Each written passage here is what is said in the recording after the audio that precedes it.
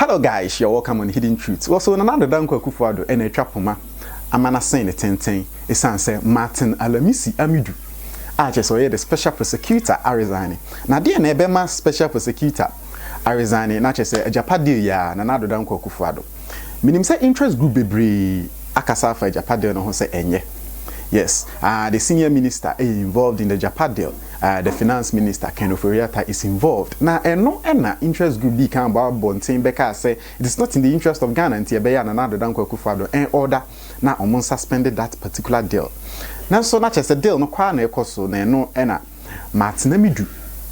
Now doing so obey investigation into a Japan deal. Now, I shall say. Is it in the interest of Ghana and I say the interest of some few people or Ghana? No, and after investigation, Martin Amidu realizes say this is not in the interest of Ghana, and publish here. Now before Sana Obebabe publishing, or say Nana Danko Akufo the friend catcher and say a beya omrano montanase na before so be publishing on any discuss content nankasa or babe publishing. And Martin Amidu so on Najuma, he's not doing it on a partisan basis, so he's not going to allow himself to be used by the NPP government. And intino another Danko Akufo ATT and far who so autonomy and say the independence from NPP government, and he's not attaining that. And intino Martin Amidu says Sadia he's going to resign from the position as a special prosecutor of Ghana. Na just say revelation and then some or kind na team say no bofu na nado. E won say na nado na appoint ni mum, but Martin Amidu a say or ye bema ne bofu na nado pa. Yentie the report of the Babontin. Yes, I just say na ochiri or resigning from being Ghana's first special prosecutor. Resignation of appointment as special prosecutor. Kindly refer Your Excellency to your letter with reference number has been quoted here, dated 30th January 2020 and hand delivered to me in person on 5th February 2020, formally offering me appointment as a special prosecutor. I also refer to my letter dated 17th February 2020 accepting Your Excellency's offer of appointment as a special prosecutor made in your said letter. Okay. The purpose of this letter is to convey to Your Excellency, Mr. President of the Republic, that pursuant to Section 13, 8, and 10 of the Office of the Special Prosecutor Act 2017, Act 959, and Article 1453 of the 1992 Constitution, I am resigning my position as a special prosecutor with immediate effect to enable Your Excellency to take steps to appoint a replacement to the position as required by law.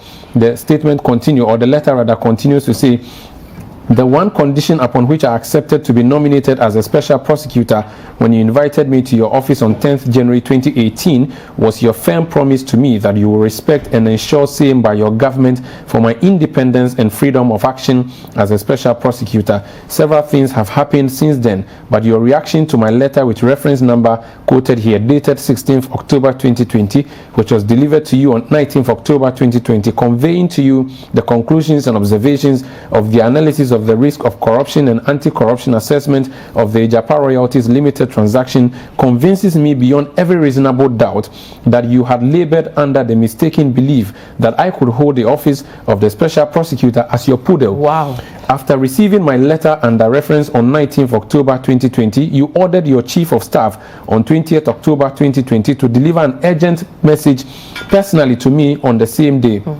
When she could not reach me on telephone, she decided to invite me in writing in her letter with reference number quoted here and dated 20th October 2020, stating that, quote, I have been directed by His Excellency the President of the Republic to deliver an urgent message personally to you today, 20th October 2020. I'm looking forward to seeing you as requested, unquote. I received the Chief of Staff's letter the next morning, 21st October 2020, and reported to her office as requested. The message she delivered to me was that you had instructed that I was not to do anything about my report on the Japan Royalties transaction until I had met you on Friday, 23rd October 2020. You were away in the Volta region when I met the Chief of Staff. So Vivian, that's the first page of the 3-letter resignation to the President. Okay, I'll take the other one page quickly. I met Your Excellency in your office in the afternoon of 23rd October 2020, and I underscore the fact that my letter dated 16th October 2020 to you was sent out of the necessary courtesy of prior information to your office as President of the Republic and the Commander-in-Chief responsible for national security. I also underscore underscore the fact that the analysis of risk of corruption and anti-corruption assessment was conducted professionally. It could not be reviewed by the Minister of Finance or yourself, and my letter was particularly not intended for you to direct me as to how to conduct the duties of my office. Your Excellency insisted that I should withhold any further action on the report for 1 week. I reluctantly agreed to your terms, but gave you notice immediately that I did not intend to continue as Special Prosecutor because of your interference in the performance of my functions under the law. You eventually invited me to your office in the evening of Sunday, 1st November 2020, where I again asserted that I was not going to bargain over the independence of my functions as Special Prosecutor. Now, I refuse to take the copy of the alleged comments from the Minister of Finance you offered me, as that would have compromised my independence as Special Prosecutor. I also refuse to shelve my report to enable you handle the matter, which explains my press release to the public on the morning of 2nd November 2020, and follow up with the distribution of the full 64-page Ejapa Royalties Transaction Anti-Corruption Assessment report to the public. Now, unbeknown to you that I had published the full 64-page report to the public, you caused a press statement to be made based on my letter dated 16 October 2020 to you, and a reference which sought to politicize and downplay the seriousness of the professional analysis of the risks of corruption and anti-corruption assessment report by my office. It thus became abundantly clear to me that I cannot continue under your government as a Special Prosecutor because we disagree on the non-partisan independence of the Special Prosecutor in the performance of the functions of my office in preventing and fighting corruption and corruption-related offenses. Now, the 64-page analysis of corruption-related offenses, in respect of which I intend to open full investigations as Special Prosecutor, I cannot do that now after your political interference in the performance of functions of the office for 2 weeks from 20th October 2020 to 1st November 2020, culminating your directives on how the anti-corruption assessment report of the Ejapa Royalties Limited transaction by this office should be handled by the principal suspects disclosed by the anti-corruption assessment report.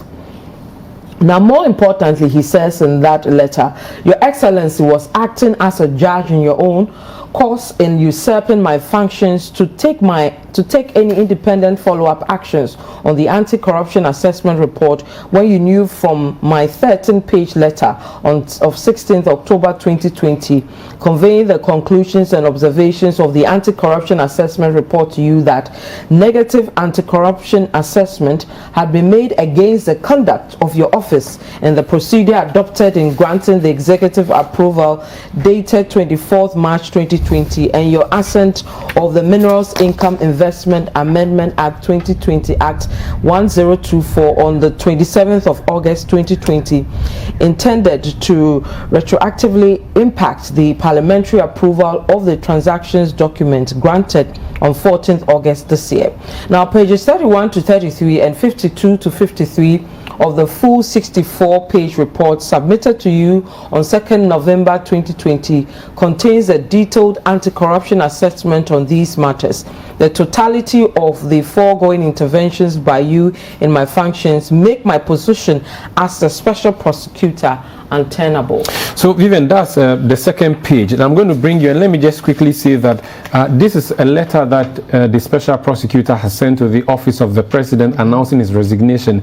The Office of Special Prosecutor, or the Special Prosecutor himself, has issued a press release announcing his resignation, but we have got this letter which has been delivered to the presidency or sent to the presidency. So the press release will be sharing shortly, which is what is intended for the public based on the information that Mr. Amidu wants the world to know. But this is an internal letter that we have picked up, a letter which he wrote to the president, which we are reading for you. So let me just bring you the final page, and then before you give us a press release. And it says, I had also stated at my vetting for approval by Parliament on 13th February 2018, which was broadcast to the whole world, that the Office of the Special Prosecutor will be innovatively innovatively operationalized and run effectively and efficiently in accordance with international best practice to be able to achieve its objectives of preventing, investigating, prosecuting corruption and corruption-related offenses and recovering assets of corruption. Unfortunately, by July 2020, I had not been able to have an office staffed by independently recruited and impartial staff operating with a credible institution culture of anti-corruption to achieve the mandate of the office. This was undertaken I made to Parliament and the people of Ghana on oath during my vetting for approval for appointment.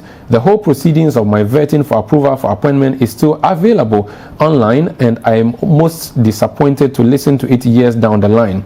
The compulsion to use a limited number of seconded staff in a 3-bedroom boys' quarters accommodation undermined the achievement of the objectives of this office and my undertaking on oath before Parliament. One cannot seriously continue to prevent and fight corruption by depending on seconded staff of a 2-year duration renewable for another year who are looking forward to and or over their shoulders to returning to their main employers, who consequently may have more influence over them than the special prosecutor under whom they are supposed to work. I am most grateful for every assistance and support Your Excellency Mr. President offered me since my appointment on 23rd February 2018. Regrettably, our wishes have not materialized during Your Excellency's first term in office for obvious operational and political reasons, and we now fundamentally disagree on a non-partisan professional approach to the prevention of corruption and fighting corruption to make it a high-risk enterprise for public officers. I also do not see any serious non-partisan prospect of any improvement in preventing and fighting corruption in Your Excellency's next term of office in 2021. My view has always been that if I cannot assist Your Excellency, Mr. President, in a non-partisan professional way to prevent corruption and to fight corruption, I should not hurt Your Excellency by continuing to occupy the position of the Special Prosecutor. It is essential for me to state for the purpose of the records and contrary to public perceptions that my appointment letter was received on 5th February 2020, almost 2 years after my appointment. The copy addressees made no effort to honor any of the conditions of appointment in terms of emoluments and benefits of appointment ever since my warrant appointment was issued on 23rd February 2018 to the date of this letter of resignation. I accepted your offer on 10th January 2018 to be nominated the first special prosecutor because Your Excellency Mr. President and Ghanaians knew I have been a non-partisan anti-corruption crusader all my life and not an anti-corruption entrepreneur.